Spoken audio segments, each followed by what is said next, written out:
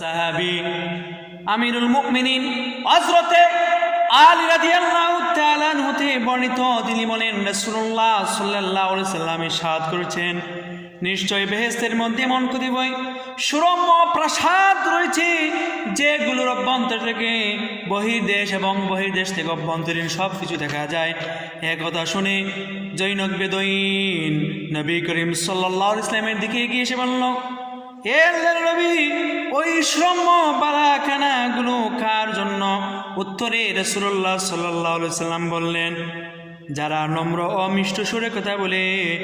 আল্লাহর ভালোবাসায় আসক্ত হয়ে মানুষকে খাদ্য দান করে, আর যারা সর্বদা বেশি বেশি রোজা রাখে, রাতে মানুষ যখন ঘুমিয়ে পড়ে তখন জেগে ওঠে নামাজে মাসগুলো হয়, ওই সকল বৈশিষ্ট্য সম্পন্ন মুমিনদেরকে